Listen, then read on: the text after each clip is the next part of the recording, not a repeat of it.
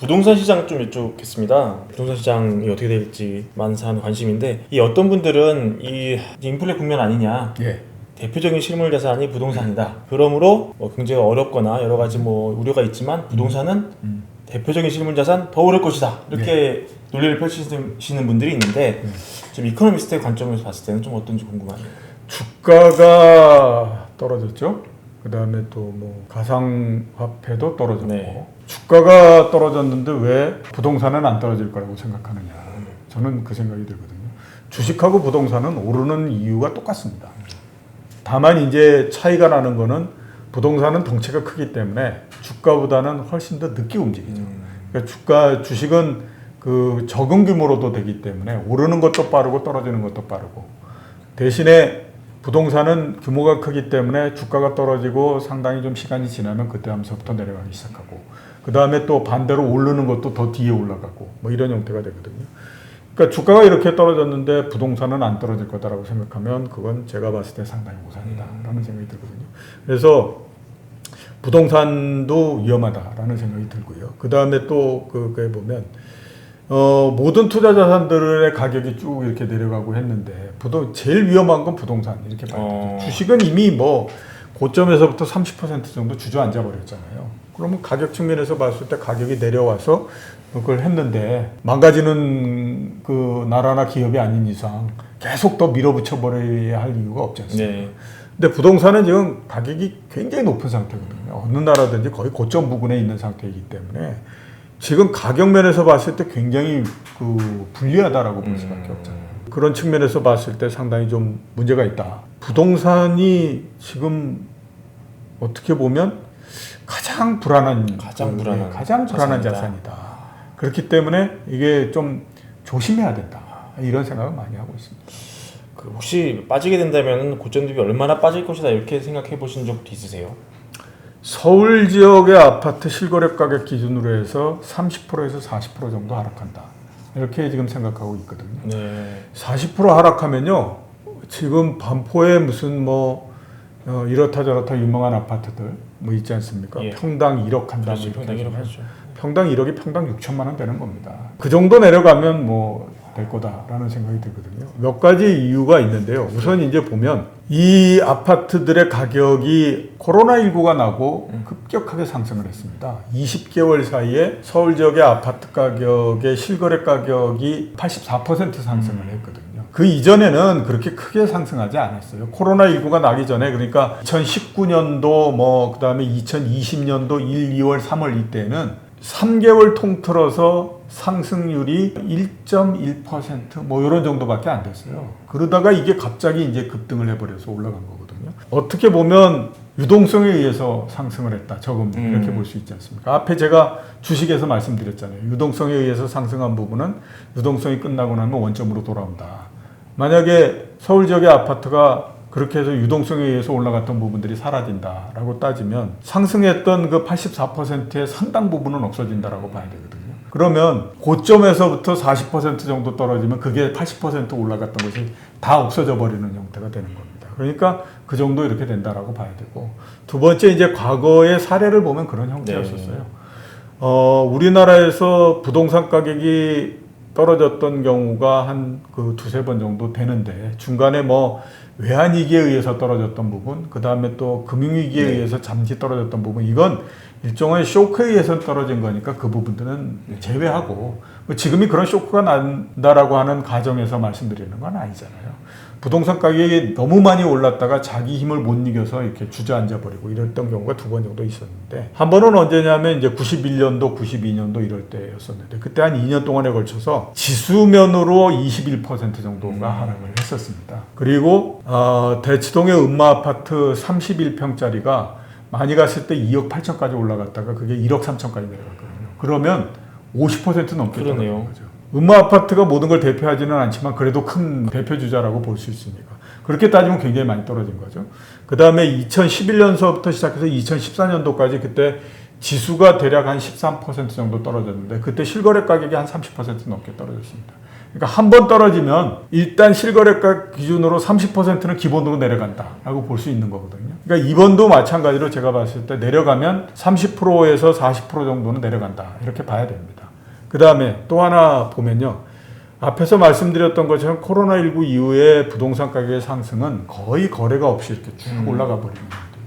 이게 주식만 하더라도 거래소를 통해서 전면적인 거래가 이루어지기 때문에 아무리 좋은 상황이라고 하더라도 주식을 팔려고 하는 사람도 있고 뭐 이렇게 하니까 치고받고가 계속 만들어지잖아요. 근데 부동산이라고 하는 거는 공인돼 있는 시장이 있어가지고 모두 다 거기서 해서 하는 것도 아니고 그렇게 되다 보니까 매체만 올라가게 되면 가격이 그냥 급등을 해서 올라가 버리는 형태가 되죠. 그건 거꾸로 얘기하면 뭐냐면 몇 채만 떨어지게 되면 그냥 가격이 그냥 막 이렇게 떨어져 버리는 형태가 되는 거거든요.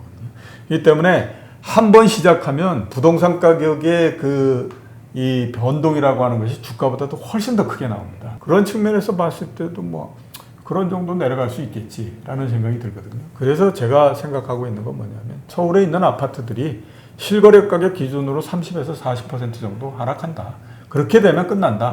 그거고 지금은 보면 그 하락을 하기 위한 예비 단계로 지금 계속 진행되고 있다라고 보이거든요. 제가 작년도서부터도 그 얘기를 굉장히 많이 했었는데 부동산은 가격에서 특징이 있다. 이게 뭐냐면 이렇게 하락을 할 때에 그냥 주가처럼 쭉 올라갔다 이렇게 떨어지고 뭐 이러는 게 아니라 제일 처음에는 어떤 그게 나오냐면 거래량이 확 줄어버린다. 그건 왜 주냐면 부동산을 팔려고 하는 사람들은 부동산이 한 4, 5년 동안에 걸쳐서 계속 상승하는 걸 봤기 때문에 그리고 이게 내가 가지고 있는 자산 중에 가장 큰 거기 때문에 이걸 그냥 처분하지 않는다라고 하는 거예요. 지금까지 만들어진 가격에서 최고가 거기에서 플러스 알파에 나는 팔렸다라는 생각을 하는 거죠. 근데 사는 사람들 입장에서 봤을 때 이 높은 가격에 내가 정말 이거 해가지고 이거 잘못되는 거 아니냐 이런 생각을 굉장히 많이 하죠.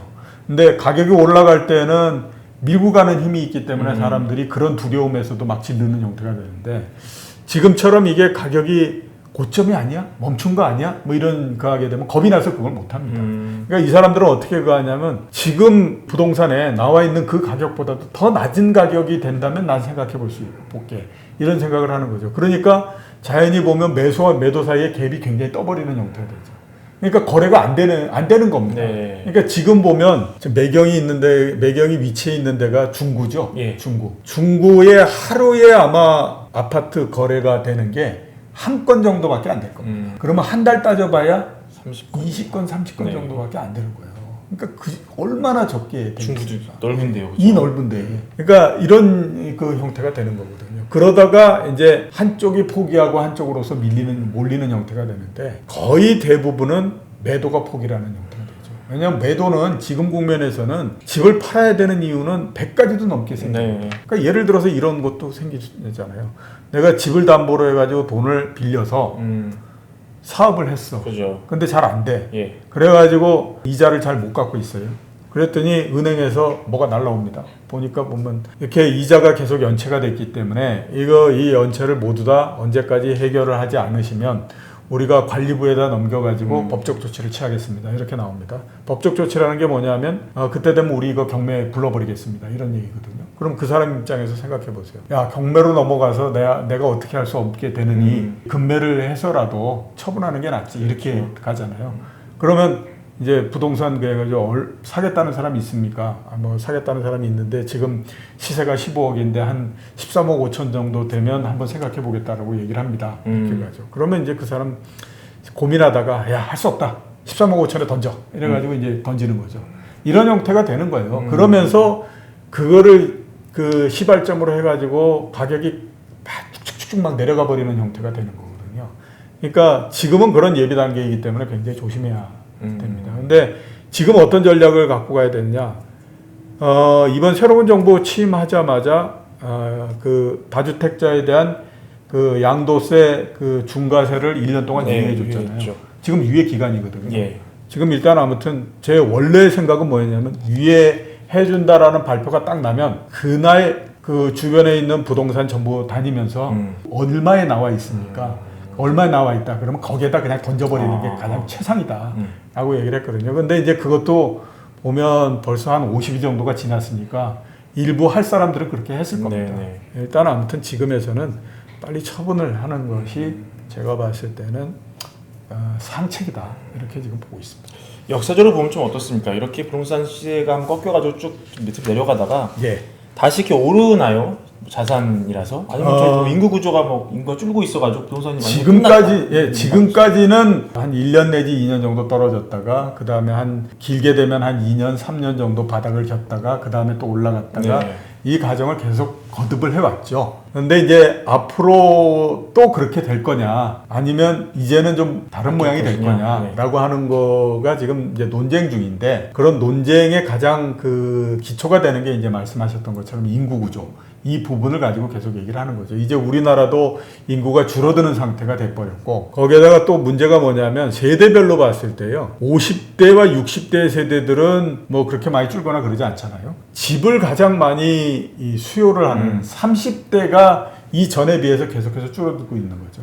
1년에 30대가 대략 한 14만 명 정도씩 줄거든요. 30대하고 30대가 만나서 결혼하는 경우가 가장 많잖아요. 그렇죠. 그러니까 반 여자고 반 남자고 이렇게 따져보면 7만 채 정도의 수요가 인구 구조에 의해서 줄어들고 있는 상태예요. 그 다음에 또 경기도 인구가 영남 전체 인구보다도 훨씬 더 많습니다. 경남, 경북 이걸 합친 것보다 경기도의 인구가 훨씬 더 많거든요. 이게 뭐냐면 올라올 수 있을 만한 사람들이 다 경기도로 올라왔다라고 봐야 되죠. 여기에서 더 올라오면 자 그러면 충청도나 강원도는 도를 비울 수는 없지 그렇죠. 않습니까? 기본적으로 거기에 이런저런 이유로 해서 살아야 되는 사람도 있고 그 다음에 또 연세가 들어서 거기에 계속 사셨기 때문에 계속 살아야 되는 분들도 있고 그러니까 추가적으로 과연 그 이 영남 전체 인구보다도 그 경기도 인구가 더 이렇게 많은 상태인데 여기에서 과연 얼마만큼이 더 올라올 수 있을까? 라고 하는 것도 또 의문이거든요. 그런 측면에서 봤을 때도 수도권에 과연 추가적인 수요가 얼마만큼 발생할 수 있을까? 이거에 대해서 이제 계속 그 의문이 생기는 상태이죠. 그러다 보니까 이게 뭐 진짜 옛날처럼 또 그렇게 될 수 있어? 이제 이런 얘기들을 많이 하는 거죠. 근데 이제 반론을 제기하는 사람들은 그런 얘기들을 굉장히 많이 합니다. 물론 인구가 구조가 어떻고 그 다음에 또 뭐 이렇게 얘기하지만 뉴질랜드나 이런 데 봐라. 뉴질랜드 그 넓은 땅에 인구가 전체적으로 따져도 900만 분이 안 된다. 근데 오클랜드 이런 데 집값이 얼마나 많이 올라가고 그러는 줄 아느냐. 거기 올라가고 뭐 그 하면 다른 데 개발해서 하면 다 분산시킬 수 있는데 왜 그게 안 되고 이렇게 하겠느냐. 이런 얘기를 하는 거거든요. 그러니까 이게 이제 앞으로 어떻게 되느냐 하는 것들을 보고 이렇게 이걸 할 텐데 제가 생각했을 땐 이번에 부동산 가격이 한번 떨어지고 둔화되면 굉장히 오랜 시간이 지나야 아마 회복이 되지 않을까라는 생각이 듭니다. 그건 왜냐하면 2009년도서부터 시작해서 2021년도와 같이 그런 엄청난 짓을 언제 또 해보겠습니까? 그러니까 뭐 금리를 0%를 갖고 하고 심지어 유럽 같은 데는 국채 금리가 마이너스가 그렇죠. 되고 이런 진짜 생각지도 못했던 그런 것들을 언제 또 그걸 하겠어요. 그런 부분들은 더 이상 역할을 못한다라고 따지면 순수하게 수요가 늘어나는 거를 가지고 해야 되잖아요. 그러면 수요가 늘어나기 위해서 인구가 더 늘어나든지 그 소득이 더 증가하든지 뭐 이렇게 해야 되는데 소득이 그렇게 증가하는 것 같지 않고 선진국뿐만 아니라 우리나라에서도 그렇게 인구가 늘어나는 것 같지는 않고 그러니까 그 역할을 하기가 굉장히 어렵다라고 봐야 돼요. 2000년대에 부동산 가격이 올라갔던 거는 이유는 딱 하나뿐이 없습니다.